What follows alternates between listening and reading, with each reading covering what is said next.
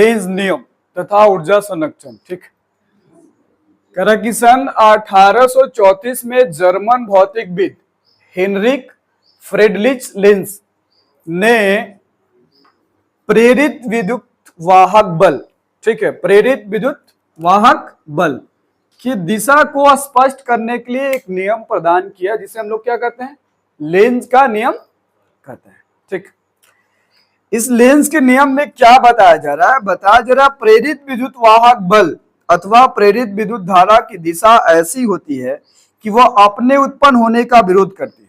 जिससे उत्पन्न हो रही है, जिस कारक से उत्पन्न हो रही है उसका क्या करेगी, विरोध करेगी, अर्थात विपरीत दिशा में चलती है। अब इसको समझिए कुछ उदाहरण से।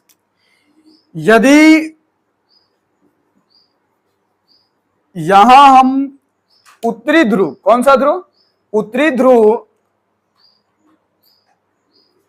के सापेक्ष, उत्तरी ध्रुव के सापेक्ष अगर हम चुंबक की दिशा को या चुंबकीय क्षेत्र को, ठीक है, क्या करते हैं, प्रवाहित करते हैं, तब विद्युत धारा की जो दिशा होगी वो कैसे होगी, एंटी क्लॉकवाइज होगी। कैसे होगी, एंटी क्लॉकवाइज होगी, अर्थात घड़ी के विपरीत दिशा में होगी।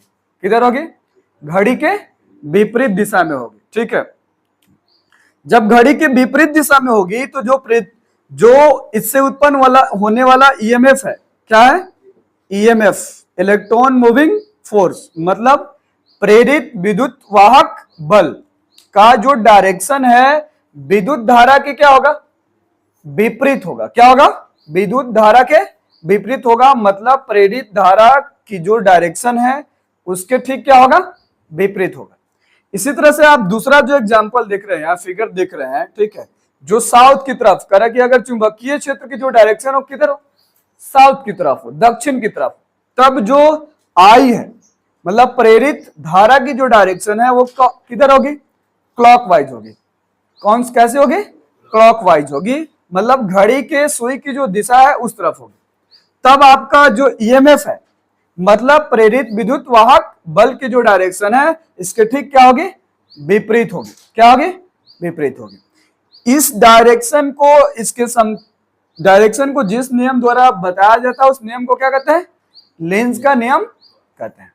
अब इसने कहा ऊर्जा संरक्षण। ऊर्जा संरक्षण में बताया जा रहा है कि यदि विद्युत चुंबकीय प्रेरण की घटना में कुंडली तथा चुंबकीय स्रोतों के बीच जो अपेक्षित गति हो रही है उसके द्वारा किया गया जो कार्य है वो या तो ईएमएफ मतलब प्रेरित विद्युत वाहक बल में परिवर्तन हो जाएगा या फिर प्रेरित धारा में